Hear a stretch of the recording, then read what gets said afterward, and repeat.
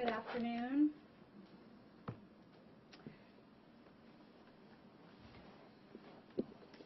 I want to thank members of the media for attending today. My name is Berkshire District Attorney Andrea Harrington.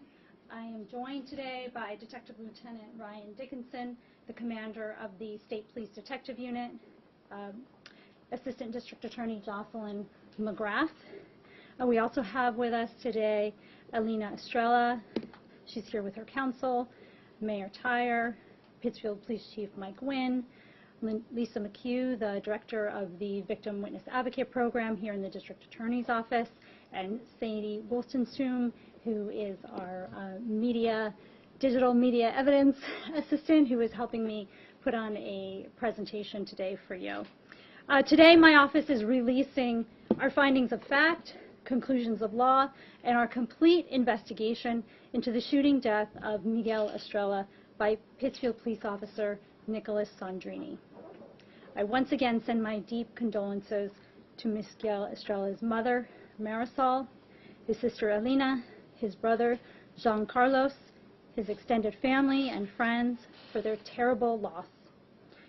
It is important to acknowledge the trauma that Miguel's death inflicted not only on his loved ones and those who witnessed the shooting, but on the larger community, particularly on Black and brown people, those struggling with mental health, and on the West Side community. I set two goals for this investigation: to establish the facts necessary to determine if the police officers involved in Mr. Estrella's shooting acted criminally, and to provide Mr. Estrella's family and community with a comprehensive and independent accounting of the events that occurred on March 25th that led to Mr. Estrella's tragic death. The State Police Detective Unit assigned to my office conducted an independent, objective, and thorough investigation. The detectives canvassed the neighborhood multiple times and conducted dozens of witness interviews. The State Police obtained video footage, reports on tasers and shot spotter data, hospital and autopsy records, crime scene photos and videos. They reviewed radio transmissions and dispatches and analyzed ballistics. We released our findings of fact, legal conclusions, and our complete investigation to the Estrella family yesterday at a meeting here in my office. We released the same information to Mayor Tyre and to Chief Wynn yesterday, and we met with them after we met with the family. Chief Wynn shared the findings and investigation with his officers yesterday. Today we are releasing a comprehensive report on our findings and our complete investigation to the public. I thank Detective Lieutenant Dickinson and his team for their work on this investigation. I thank my team for their assistance in putting all of the pieces together. I especially want to thank the witnesses who shared their memories and perspectives with the State Police. We would not be able to provide these critical facts without their willingness to speak to detectives. You will see when you review their statements that the witnesses were traumatized by their experiences and all appear to be sincere and committed to sharing their memories to the best of their abilities. In order to protect the privacy of the civilian witnesses who assisted in this investigation, we address them only by their initials. I'm going to walk through an overview of the events of that evening, and then I will present our legal conclusions. I ask that you please rely on the written materials that my office has provided to you as the definitive facts. I'm providing an overview just to give you an idea of what to look for because it is a voluminous investigation. I also ask that you hold your questions until the end.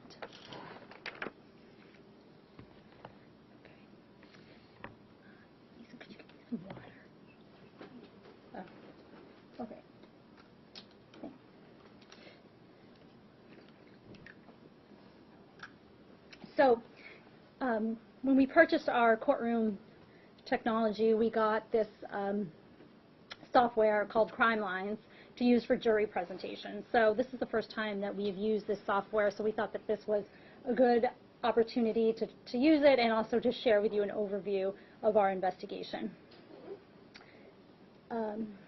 Mr. Estrella's girlfriend described Miguel as a motivating person and a good person who worked for Habitat for Humanity, and that he would talk to half the police at the gym in the morning and that he was cool with them. On Friday, March 25th, Miguel picked his girlfriend up from work at approximately 9 p.m. They returned to their apartment at 279 Onoda Street. Miguel began cutting himself on the face with a box cutter. He cut his face multiple times. He had cuts all over his face that were bloody, with little cuts that seemed like he was scraping. Miguel's girlfriend asked her friend to call an ambulance because she felt that he needs someone, a crisis team, someone. The sister of Miguel's girlfriend described an incident about a month and a half prior to the March 25th crisis when Miguel was drinking. He broke a bottle off his head and he cut himself. At that time, Miguel objected to the girlfriend's sister calling the police and saying something along the lines of they were going to have to kill him. Miguel's girlfriend was able to calm him down during the prior incident and brought him to a friend's house to spend the night. So we're going to play the first 911 call that came into PPD the night of March 25th. Hello? 911 emergency. Hi. I'm calling because I need an ambulance. Okay, what's the address? 279 Noda. Okay, I can't send an ambulance to something and know that. Well, do you know the exact number, or? Actually, I'm sorry, alright, I'm sorry, she said she's got a ride. Alright, so my friend just asked me to call you guys. Oh, okay, you're not there, okay. Yeah, no, I'm not there, but she has a ride already. She said it's fine, I guess. That's what she was texting me. She said she got a, alright, I'm sorry for bothering you. Let us know if you need us. Alright, thank you, sorry about that. No problem.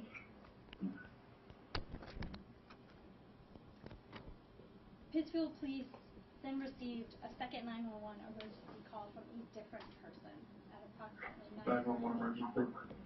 Hi, I need someone to go over to 279 Onoda Street. Okay. My nephew was out there. I don't know what's going on, but I just got a call, and they say he's cutting himself, and his face is cut, his neck is cut. I don't know him, and he just cut himself deep, and somebody is over there. What's his name? His name is Miguel Estrella. And is there an apartment number? He's outside the building. He's right outside the building. He has mental health issues. Just to give you a heads up, you know what I mean? And I don't know what's going on, man, but I'm too far away to get to him. 279 Onoda. We'll have help on the way over. Thank you so much. Yeah, you're welcome. What's your name, please? We'll be on the way. Thank you. Yeah. And next we're going to play for you the initial dispatch radio transmission.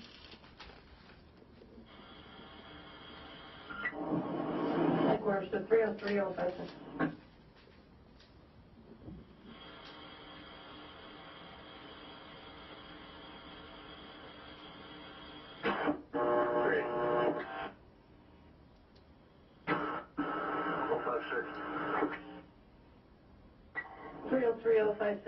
Bartlett School, number 279 Onoda Street. Outside of the building, you're going to be looking for Miguel Estrella. Apparently having some mental health issues. According to the caller, maybe cutting himself.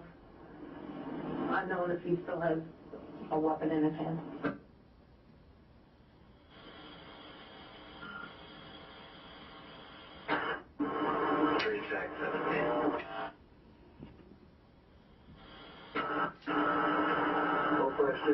Do you have a description, clothes or anything?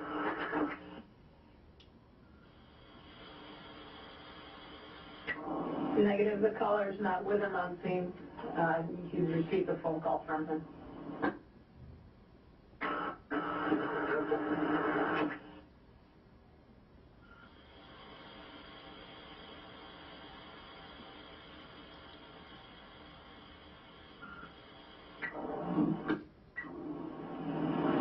Units responding to Onoda Street. The registry has him in apartment 208 at 279 in Oda if you don't locate him outside.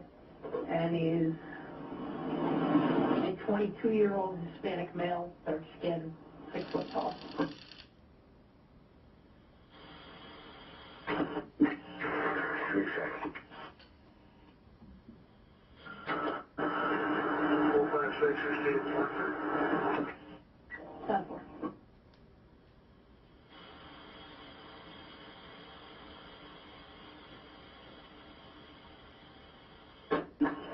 Just about 23. 10-4.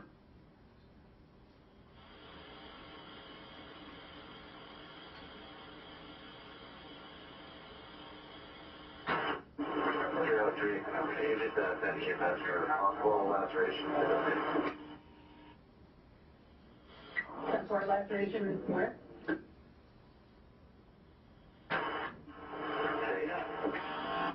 10-4.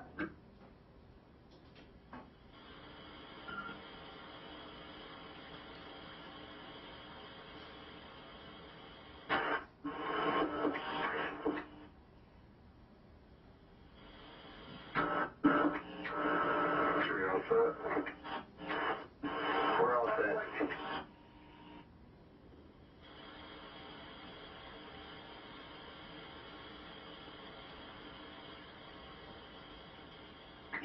Headquarters 4. Thanks.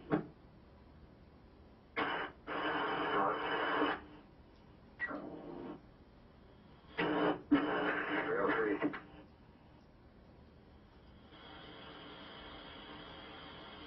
303. 303 for that first call. It's going to be a refusal for medical treatment. The control party's girlfriend is going to be on scene with him for the rest of the night. No statements were made. We'll be turning from that. We'll be on 42 West Union at Indian Mass Ag 222 Zulu Kilo 4. 10-4. 056.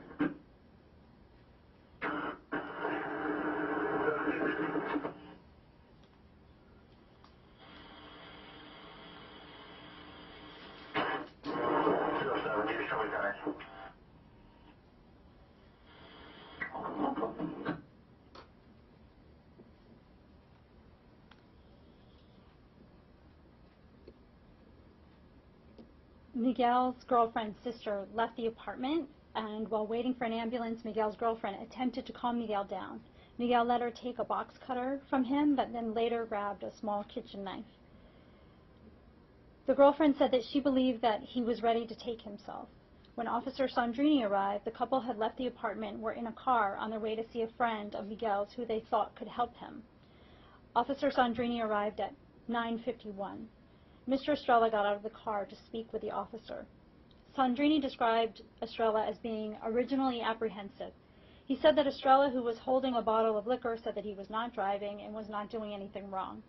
Sandrini told him he was just there to make sure that he was okay and to see if he needed help. Officer Coffey arrived after Sandrini. He believed that the 911 caller had said that an individual was making statements. This is shorthand for Section 12 statements or threats of suicide, which give an officer legal authority to take an individual into custody for medical treatment. He understood the dispatch to mean that the individual was having some type of mental health issue. Coffey arrived and saw Sandrini, Estrella, and the girlfriend in the middle of the parking lot, parked his cruiser on the curb, and walked up to them. This is a clip from Officer Sandrini's video and audio recorded statement. After I told him he wasn't in trouble or I wasn't here to get him or arrest him or anything like that, he relaxed. And he told me he didn't really want to talk to me, that he didn't like the police. And again, I just kept trying to tell him, no, I'm here to make sure you're okay. And then Officer Coffey pulled up, I don't know how long it was later, started walking up, and that made him kind of nervous again, because now he says, well, two officers come up, something bad's going to happen. And then Officer Coffey tried to explain to him, we're just here to make sure you're okay. Like, we're not here to, we want to make sure you're okay, that's all. Sandrini said he asked Mr. Estrella about the cut on his face,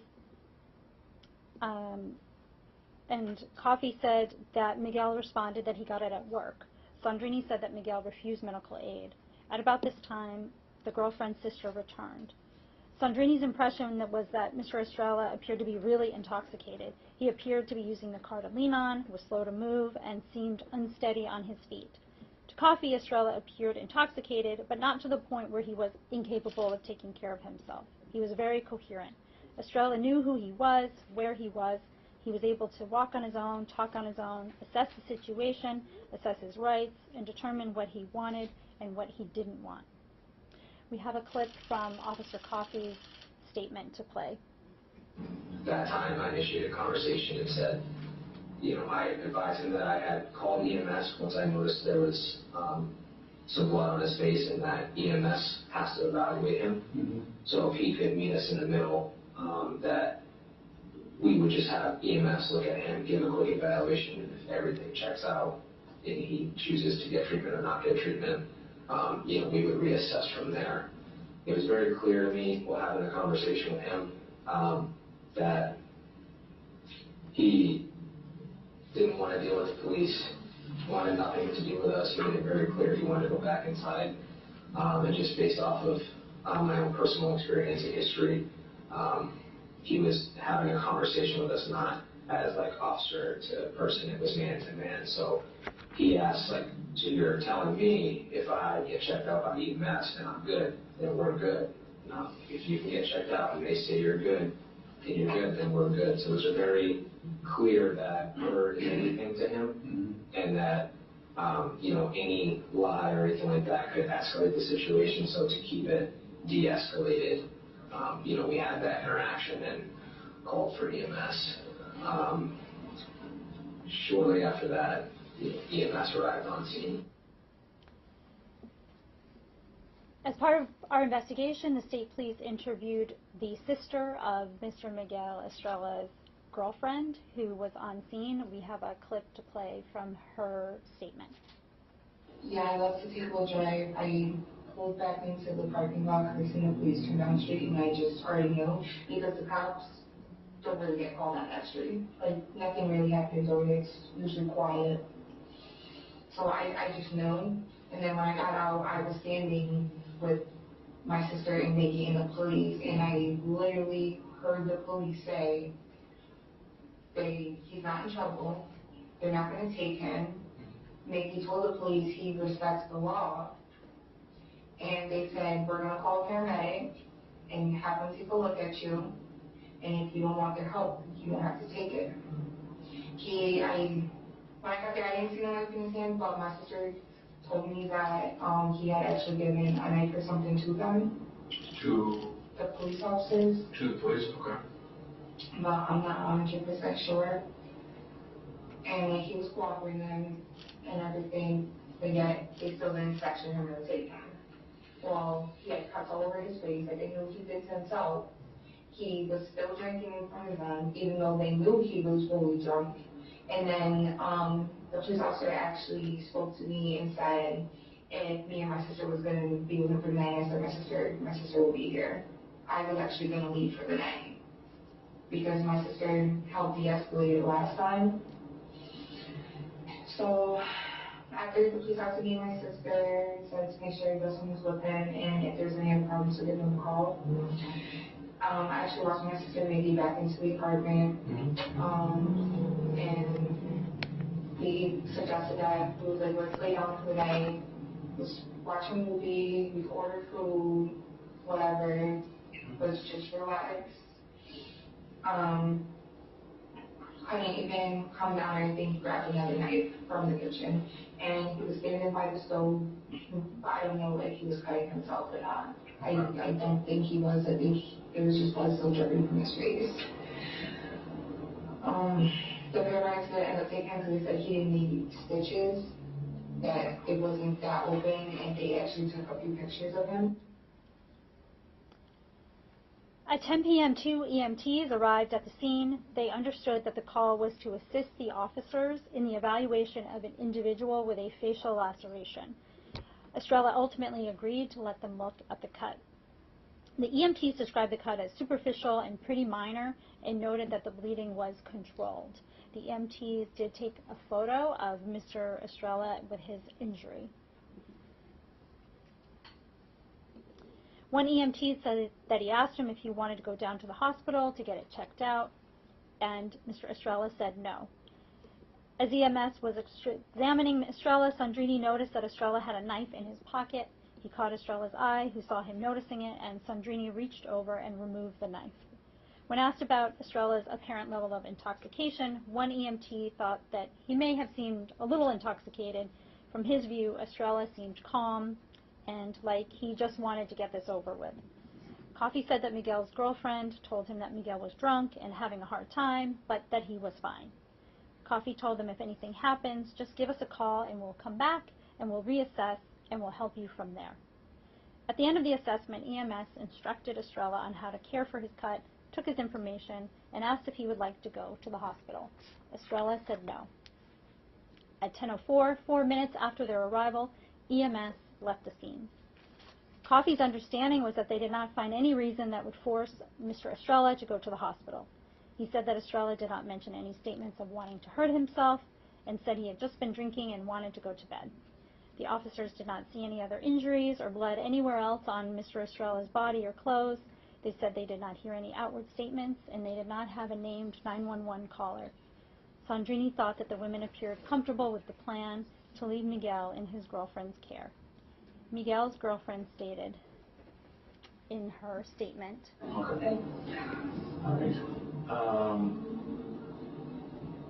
Were you aware that they were all coming though?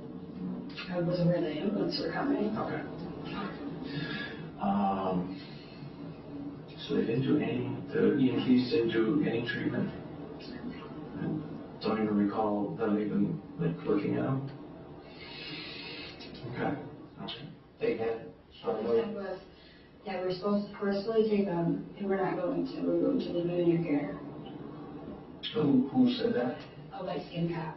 I believe, police officer? yes, Okay. I believe he was there the second time when the shooting happened, next to the white cop. Okay. I don't remember his name. That's I don't mean to say it like that, but. No, that's all right. So going back, I mentioned EMTs, he gave them the knife, so they had to be pretty close to him. And then, did you observe anything then? They basically just left and called it a night. Did They just called me if you guys need us again. Okay. And I said, okay. And then we needed them again. Coffey and Sandrini left the scene at 10:06, 15 minutes after arriving. The two women said they went back inside with Miguel. At approximately 10:10 p.m., another call came into PPD. 911. Hi, you guys are just at 279 Minnesota. This is time you guys were just there with her. She wants you guys to go back. She just didn't want to, upset them in front of you guys and stuff, but she's asking for you guys, and she told me to definitely call you guys, because you need to be taken to the hospital. Okay. Do you know where apartment is in? Oh my gosh, no, I know it's the second floor, so it's the first apartment to the right-hand side, second floor. How long ago did you speak to her?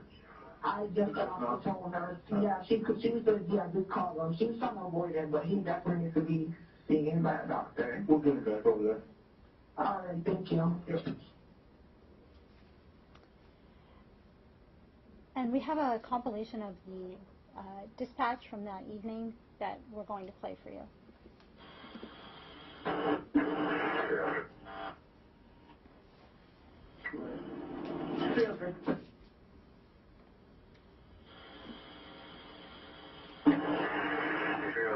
This was a road rage incident, the intersection of Anoda and Wyndham. I spoke to both parties. The verbal to the operator will be tonight. Chap 4303056, if you head back over to Bartlett School, apparently as soon as you left, he started to make statements and some crisis apparently, according to the caller.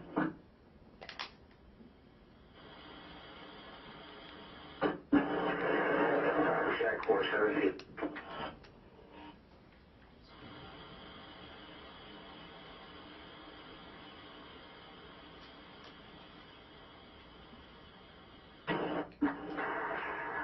I'm just about 23. What's the status on EMS? Do they have any units available?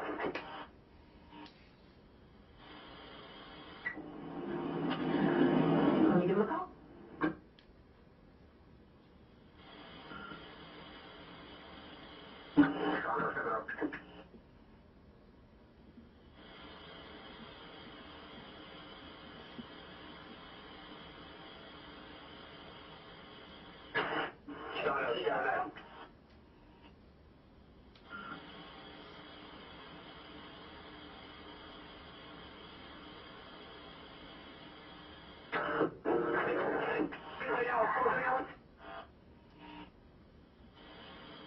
Oh, 5-3.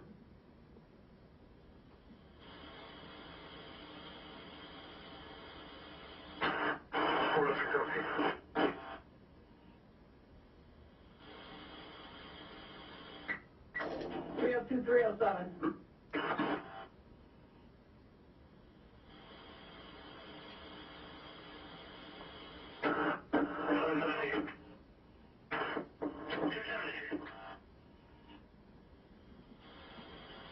Where's the 300?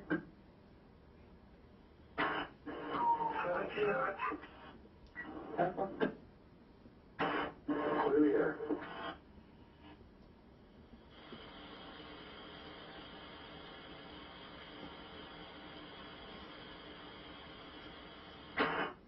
Anyone else would like me to step it up?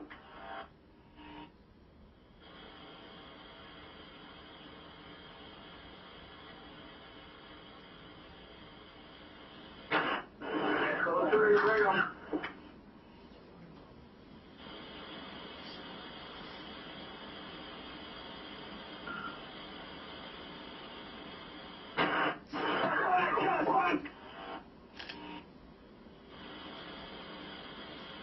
Take the 876-2218.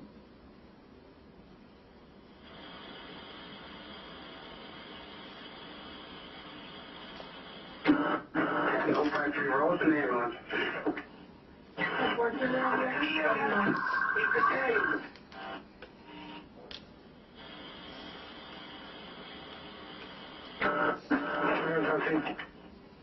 That's one.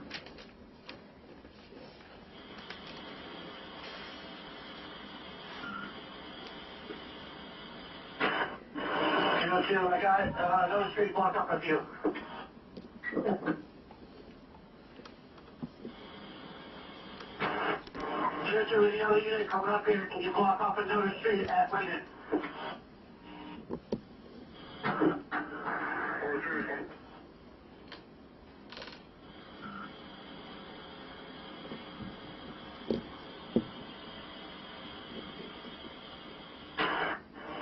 The ambulance is going to come up as soon as it can.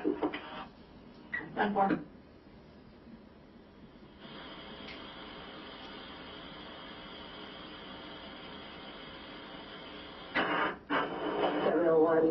To 302, give a heads up, your ambulance is inbound from Linden Street.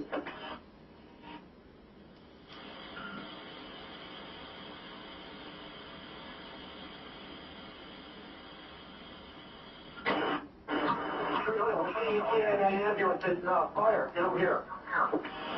Ambulance just lost control.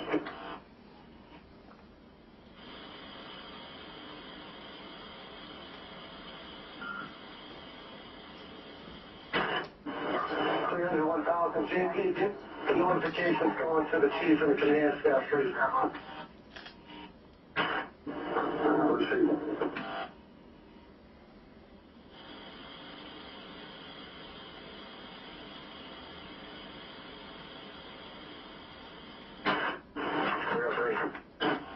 Three oh three. GMC, let them know we're coming. 10-4. So as you can hear, that was a compilation of the dispatch calls from the entire second visit to Bartlett Avenue. When the officers were initially dispatched for their second call, Officer Coffey asked dispatch if there were any EMS units available. Coffey believed that a Section 12 If a Section 12 was warranted to avoid de-escalation, it would be better to transport Mr. Estrella in an ambulance rather than in a police cruiser in handcuffs. Officer Coffey was the first officer to return to the scene at 10:17. We have a clip from, this is from Miguel Estrella's girlfriend. So you both go inside. How long would you say you were inside for after everyone left? Not even 5 minutes. Okay. And Not even. what kind of knife was it that he got? A big kitchen knife. A big kitchen Then knife. that's when he started stabbing into his stomach, saying, I can't be here no more, I don't want to be here no more, I don't want to live. Okay. He was just not there in his mind. He had way too much to drink. It was the fifth of him. Okay. And he had a lot. Okay. I'm not sure if he inserted it into his stomach. It looked like he did, but I don't know. Okay. And so I was on the phone with my friend again, and I had her call him again. Okay. And then we were outside, because we went outside. And then the two officers showed up. I went to the car before they, approached him or anything. So you went back to his car after you went No, outside? I went to the police car before they got out. Oh. And I said, he's under the influence. Please don't hurt him. He needs help. Okay. And so they told me they're going to check out. And then we get over there. He's just standing there, Standing where? Where was he? on the street. In the street. In the middle of the street. Okay. Which now? Is it Woodbine? Is that side street? Yes, it was on Woodbine. He was standing on Woodbine. Where were you and the officers? I was in front of the officers, telling them not to shoot. I'm just trying to get an So idea. I'm going to show you. Sure. So it was the white cop, the light skinned cop, Mm-hmm. and then I was on the ear of the light skinned cop, and then Miguel. Okay. So you guys were close proximity. Yes. Okay. And he's just standing there saying he doesn't, he doesn't want to be here, he needs help. And I'm like, please, I was kind of my voice over his, you know what I mean? I'm like, please don't do nothing, but, please don't shoot him, please don't shoot him, please don't. But they did tase him twice. And he did not drop. And I'm like, please don't hurt him. If you're going to hurt him, shoot below. And then all I heard was a gunshot, and then I threw up. And then I started screaming, and then everything was blood from that. His body moved from right there to all the way over there. Though I don't understand how they did that. And the ambulance still weren't there until 10 minutes after the fact. Okay. So 10 minutes after the fact, and we called for an ambulance. So why are they there? But to begin with,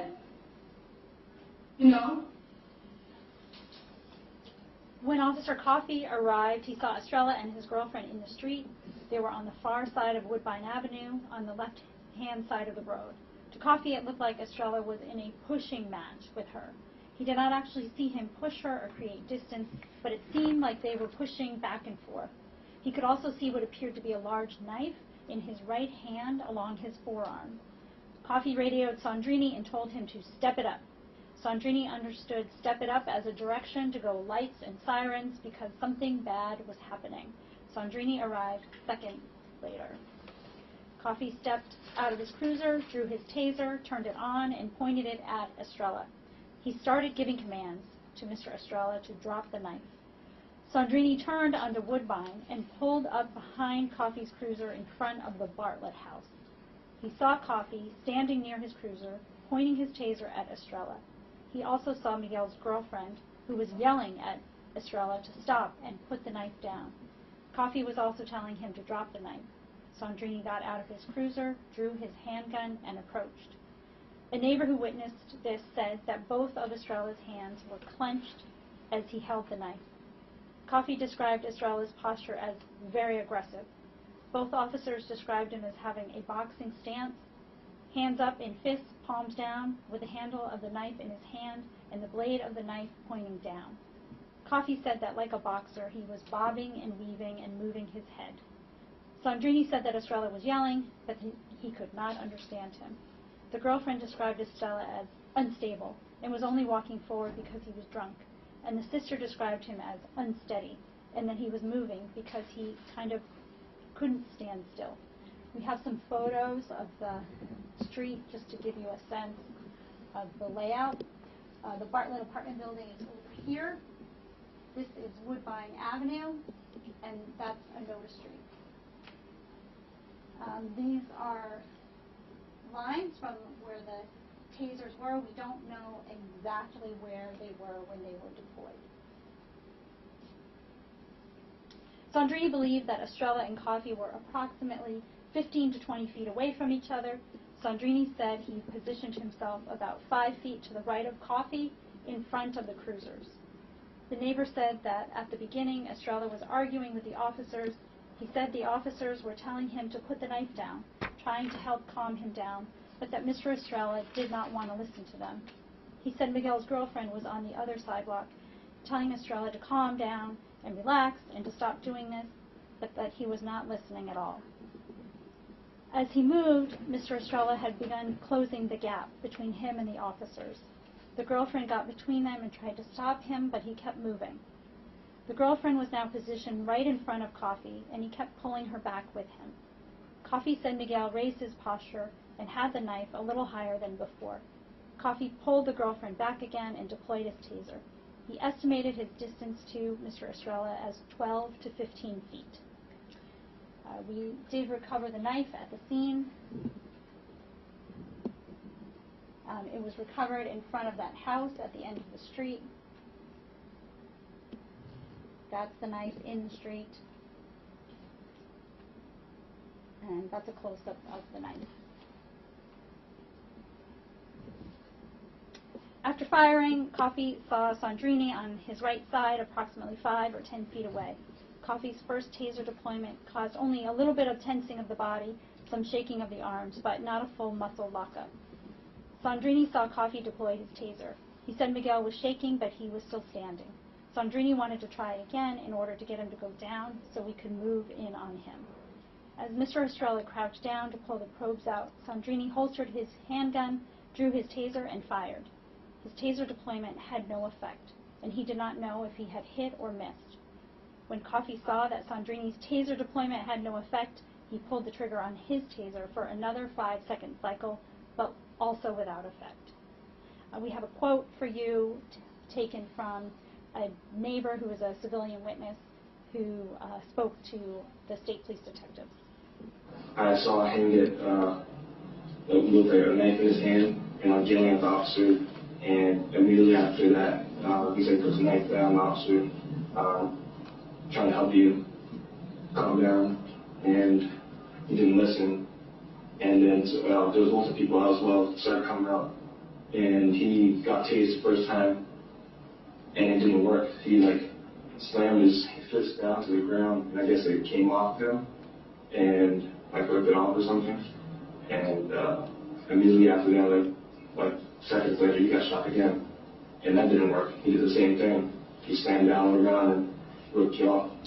When you say shot, do you mean taser? Yeah, so that was the second time? Yeah, there's two tasers that were fired, yeah. And they both did not work. It seemed like it didn't affect him. He was just getting angrier.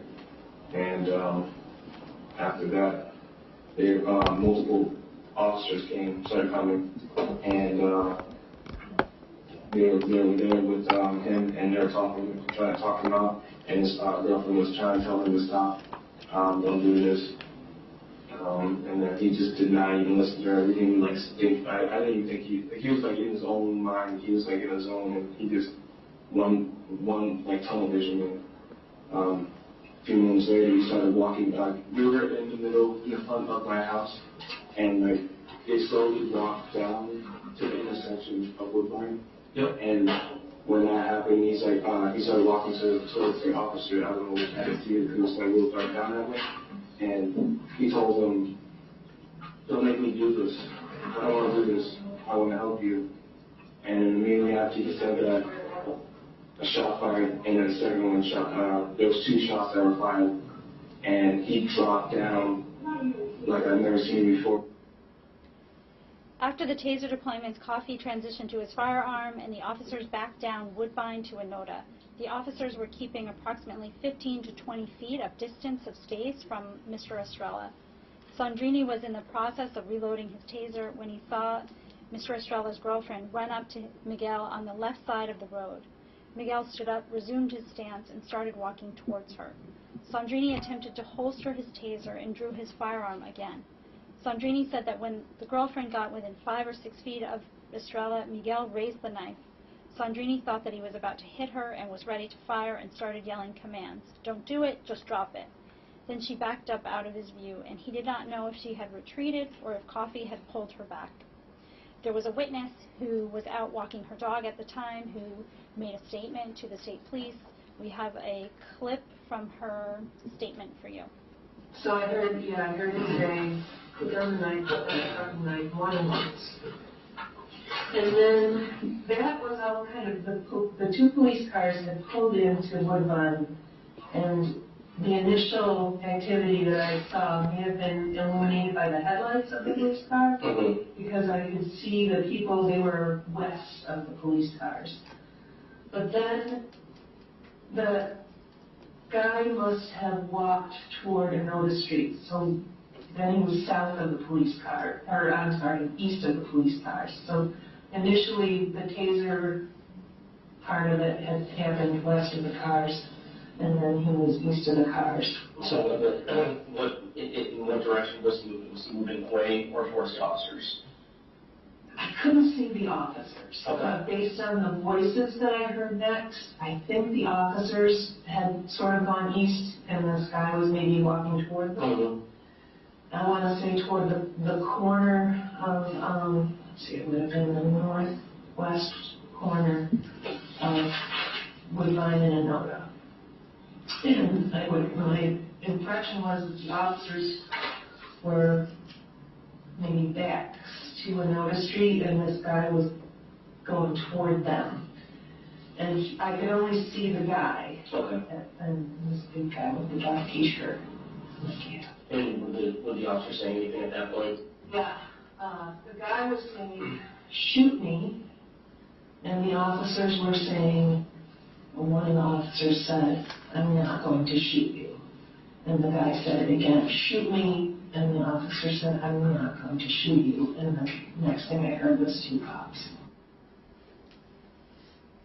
The neighbor told a similar story to the dog walker, saying that Estrella started walking towards the cop down to the intersection of Woodbine and Anota.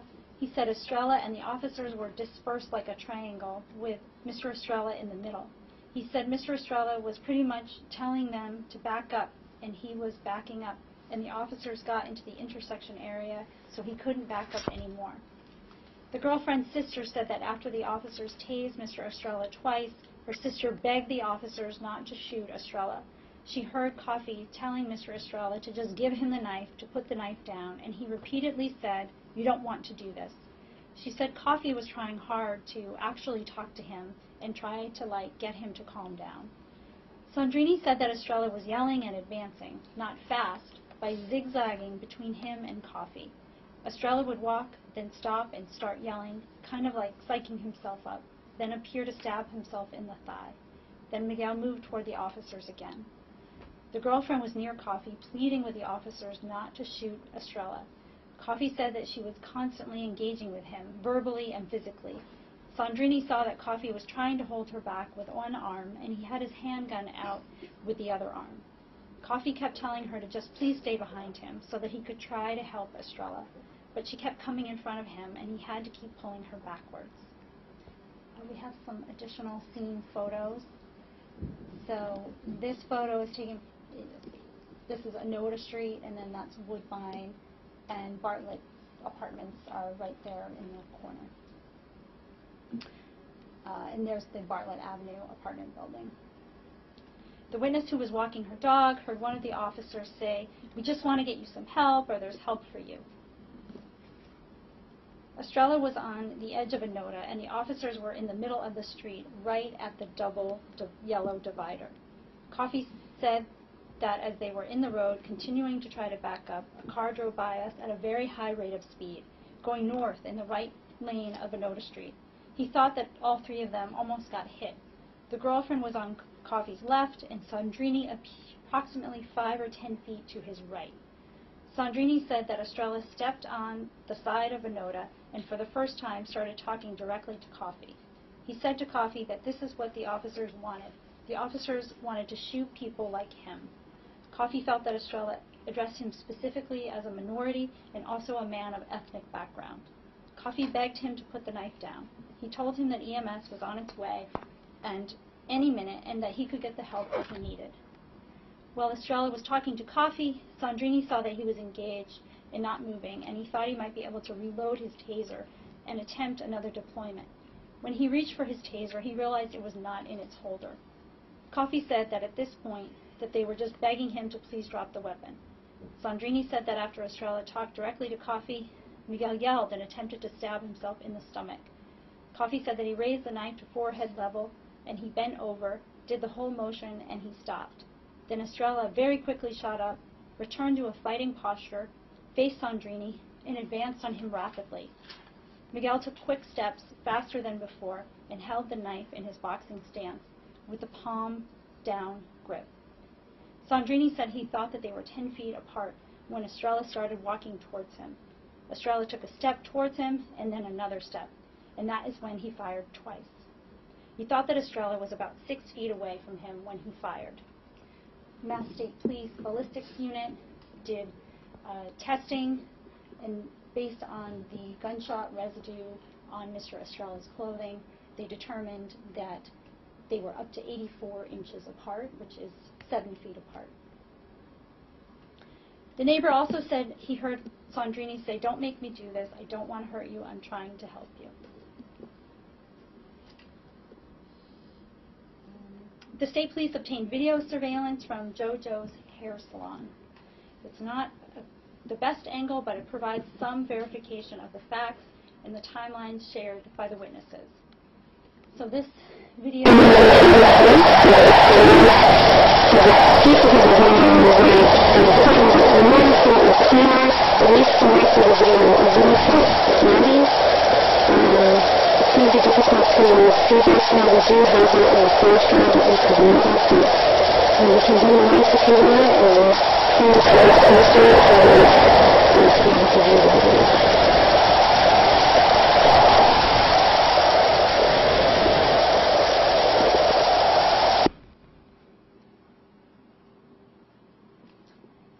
So that's Woodbine that the car is turning onto. And you can see some figures standing in the street.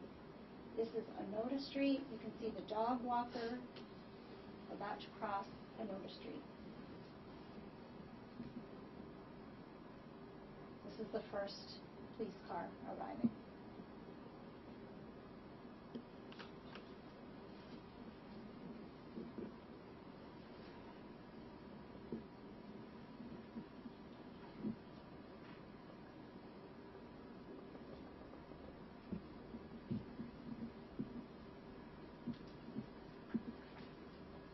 There's the second cruiser.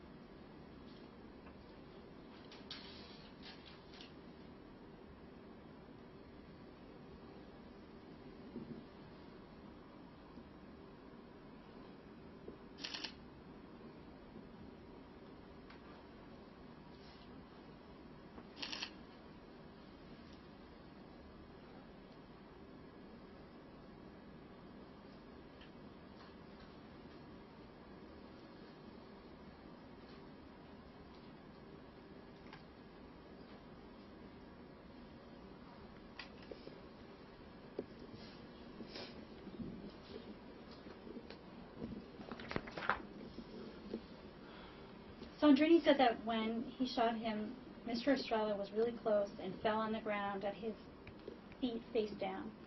Sandrini holstered his gun, took 2 steps back forward, and kneeled down. He rolled Mr. Estrella over, who was kind of face down on his side.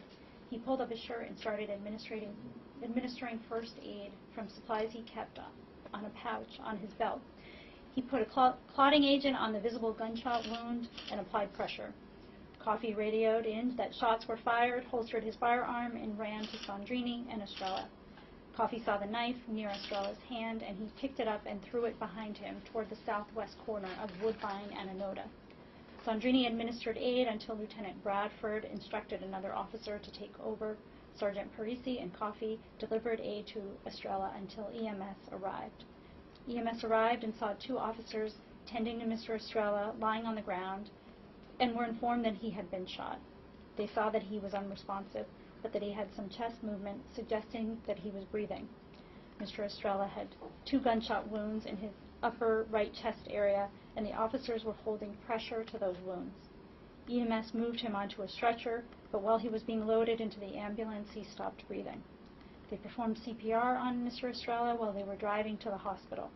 Despite attempted emergency surgery at the hospital, Mr. Estrella died as a result of a gunshot wound around 11:20 p.m. As part of police policy, both officers were taken to the hospital from the scene for a full assessment. Neither had any injuries. Sandrini's firearm and duty belt were secured by another officer at the hospital. Coffee's firearm and duty belt stayed in his possession until they were inspected by a trooper from ballistics later that evening. My office has placed a high priority on providing a detailed and objective criminal investigation, as this is a matter of public trust. I am confident that we've exhausted all investigatory avenues to ensure full transparency as to the events of that evening. The facts that we have gathered demonstrate that Officer Sandrini acted in self-defense when he shot Miguel Estrella. Massachusetts general law states that officers are within their lawful authority to use lethal force when they have exhausted as many attempts at de-escalation as feasible, when lethal force is necessary to prevent death or serious bodily harm, and the force is proportional to the threatened harm. The third-party eyewitness reports demonstrate that the officers provided numerous verbal warnings, created distance, and called for additional resources to help resolve the incident in attempts to de-escalate. The Taser evidence shows they attempted less lethal force. The video shows that Mr. Estrella's movement toward the officers and the knife found on the scene is a proportional threat to officer safety. These elements are well established in law. The facts discovered during the course of this investigation do not establish probable cause to charge the officer, nor would the Commonwealth be able to meet its burden of proof beyond a reasonable doubt required for a criminal prosecution. These are sad and tragic circumstances, but they are not criminal in nature. Mr. Estrella and his family have suffered an injustice. Many systems failed Miguel Estrella. He did not receive the mental health services that he needed. This is the result of decades of failure to invest in basic health care at the federal and state level, and the people here in Berkshire County are suffering due to that failure. Tragedies like these create distrust between law enforcement and the community, especially in historically oppressed communities who suffer disproportionate rates of police violence. Mr. Estrella's death reflects a dire and urgent need for culturally competent resources to address mental health and wellness. I'm calling on the legislature to provide this community with resources for mental health treatment that recognize cultural differences and attitudes towards mental health, communicates effectively, and understands the complexity of how someone interacts with others based on their experiences. I hope that my office's investigation supports stakeholders to come together to identify procedural and systemic reforms that promote the health and well-being of our community and prevent tragedies. I would like to use this opportunity to highlight the availability of the newly launched 988 hotline. It offers long-term hope to transform mental response. The 988 Lifeline is a national network of over 200 local independent crisis centers equipped to help people in mental health-related distress or experiencing suicidal crisis via call, text, or chat. The 988 Lifeline provides free and confidential support to people in suicidal crisis or mental health-related distress 24 hours a day, 7 days a week. Numerous studies have shown that most callers are significantly more likely to feel less depressed, less suicidal, less overwhelmed, and more hopeful after speaking to a 988 Lifeline crisis counselor. I want to express my thanks and appreciation to the staff here at the Berkshire District Attorney's Office, to the Berkshire State Police Detective Unit, the State Police Crime Scene Services Section, the Firearms Identification Section, as well as the forensic scientists attached to the State Police Crime Lab.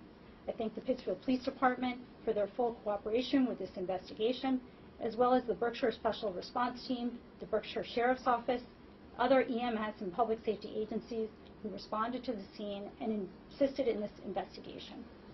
Finally, to Miguel Estrella's family, I'm very sorry for your loss.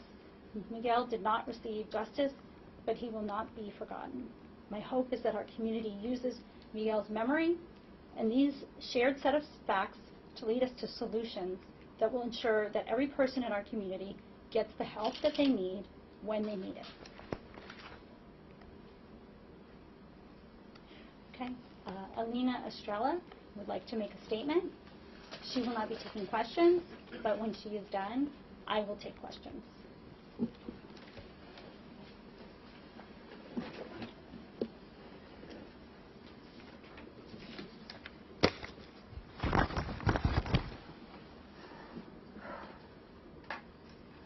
My name is Alina Estrella, and I'm Miguel's sister. I have a short statement on the behalf of the family, and I won't be taking any questions today. You can contact David Guerrero at survivorstay.org, number 617-548-4981 for future contact with media. We're feeling so much hurt and pain, but we want to thank the people in the community for their support, the DA for allowing me to stand up here and speak, and the state police for their findings. Miguel died because there's something wrong with the way that we deal with mental health crisis. He was cutting his face with a box cutter. That's why the police were called the first time. The person who called 911 said he had been cutting himself and he had mental health issues. About the first encounter, I cannot help but wonder whether the police should have taken him to the psychiatric ward. Why wasn't the mental health professional who works with police department there? How can calls for help during a mental health crisis end up in the person needing help getting shot and killed? The calls went out not because Miguel was threatening anyone else or because others were scared for their own safety, but because others were concerned that Miguel was hurting himself. Clearly, this was a mental health crisis. Every day we still think about the what ifs. What if Miguel had been assisted by a mental health professional who was trained in de-escalation? What if the police had been more proactive in getting Miguel the medical help that he needed that night during the first encounter, even if he had denied cutting himself or wanting to hurt himself? We need to do better. We need to answer these questions so that this doesn't happen to anyone else. Miguel was a kind, big-hearted, complicated son, brother, and more so to many of us. He loved his friends. He loved his family, his girlfriend, and his mother very much. Miguel cared about us and his community. He did work for Habitat for Humanity and encouraged those to do better. He had stumbles, but he tried to stay positive. Miguel was becoming the change he wanted to see in his community. This loss didn't just affect his family and friends. It affected his colleagues, his community, and this is how he wanted him to be remembered.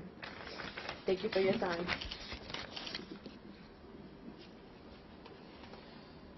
Thank you, Alina. Okay, I can take questions. I'm sorry, I don't know your name, sir, with the blue shirt and the mustache. Matt Martinez, the Berkshire Eagle. Wanted to find out when exactly the district attorney's office made the determination that Sandrini acted in self-defense. Well, I mean, this is, we conducted our investigation over the course of months, and as we developed the facts and researched the law, then we, came to our legal conclusions. I don't know that I could give you an exact date on that. Brittany? Hi, Brittany Polito, Berkshire. So I just have a question in regards to the preliminary report that came out that stated that Miguel did not meet the criteria of a person in crisis. Is that still the determination with the final report? So that particular determination was a report that came from the Pittsfield Police Department, and that is based on Pittsfield Police Department policies. That is not an issue that my office considers or looks at, because those are not our policies. Our legal conclusions determine whether or not this was a crime and if we can charge the officers. So that was our analysis. We did want to provide a full accounting and complete details so that the police department, the city, the community, mental health providers can look at these facts and determine what is the best course of action moving forward. Thank you. Nancy. Two questions about the police and one about your report. About the police, do you feel that the police should have 24/7 co-responders? Well, I definitely believe that we need to provide a different system for responding to people in crisis. And whether or not that means 24/7 co-responders, then, or if it means some other model or avenue, I can't say definitively, but I have been on ride-alongs with the Pittsfield Police Department and with the co-responders, and I was on a ride-along and I did see somebody who was Section 12, and it does seem like a very effective program. Another question on the police, do you feel that they should wear body cameras? I am fully in support of police wearing body cameras. As a prosecutor, we appreciate the evidence that we receive when police are wearing body cameras. There are departments that we receive body cam footage from, and we always want more evidence, and we believe that they're very helpful. So we encourage all of our law enforcement partners that we work with to wear body cameras. And about the report, this is a very significant report. Why was it released on a Friday afternoon? We really wanted to get the information out to the public, and this was just the best day that worked for everybody's schedule. It was not any other reason than that. Yes, sir. The initial report was sent back by Chief Wynn. The internal investigation. The Berkshire Eagle reported that for a week. They continued to work on the report to make it compliant with the 2020 Justice Reform Act. What exactly changed and why between the initial report and the revised report? Was it the facts that were augmented, or what? What exactly happened there? Well, I appreciate the question, but my office didn't prepare the Pittsfield Police report, and we really had nothing to do with it. Do you have access to the initial report as well as what they... So what I provided to you today is the investigation from my office. I did not provide anything from the Pittsfield Police Department. Did you see the initial investigation or the initial internal affairs report? I did receive a detailed report from the Pittsfield Police Department with exhibits, but I'm sorry, I'm not sure if it was the initial report or a second report. It was not something that really was all that significant to me because we were doing our own investigation. I can tell you what we did rely on from the Pittsfield Police report was the Taser report, but all of the other pieces of the investigation we developed on our own. Thank you. Brittany. I have two more questions. So the first one is, was there a determination of how many times Miguel was hit with the Taser? Well, he did have a probe in his neck, so we know that he was hit at least once. Okay, and his neck? Yes. Okay. Yes. But he could have been hit an additional time as well. Okay. And my second question, I'm sure it's in the binder, but how long did it take for the ambulance to get there after the 2 shots were fired? I'm sorry, I don't know exactly the amount of time, but you could see on the video. Okay. That video is in real time. It's not in clips. Like the dispatch are in clips, so you can see that on the video. And so it feels like a long time when you're watching it, but it isn't as long as it feels.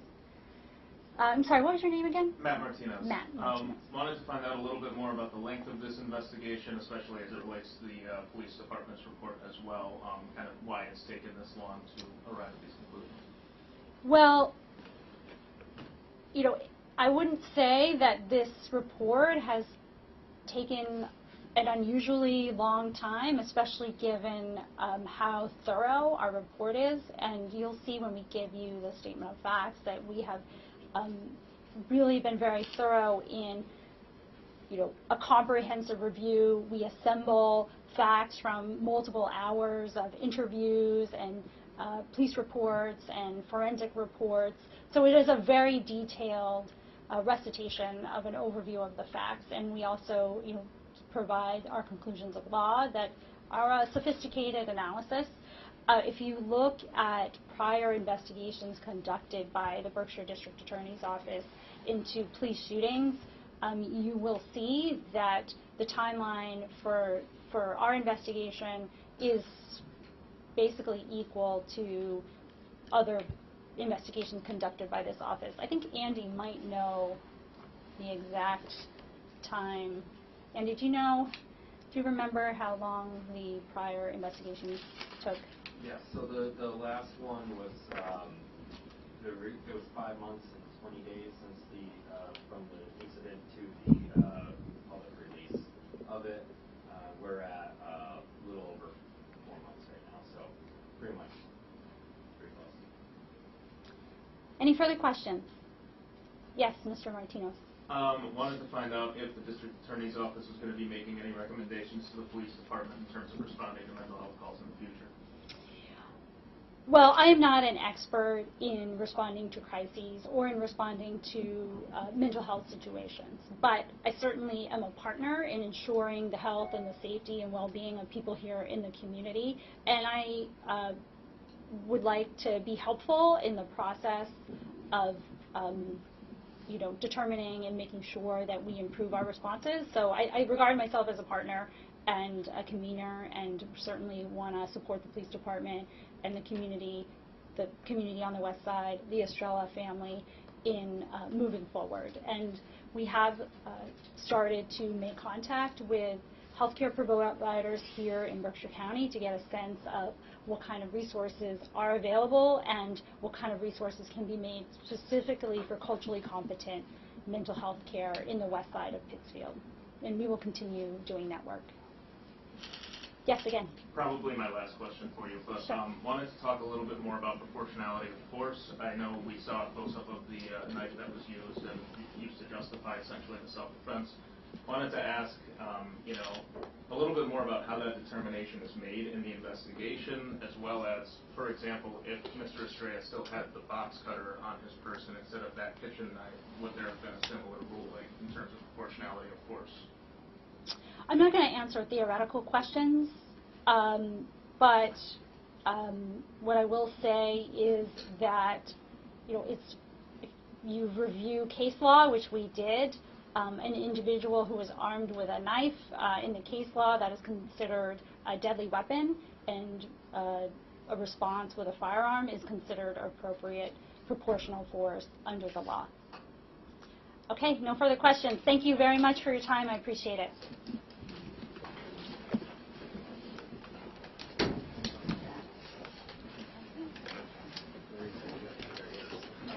She doesn't want it. I know she doesn't want it.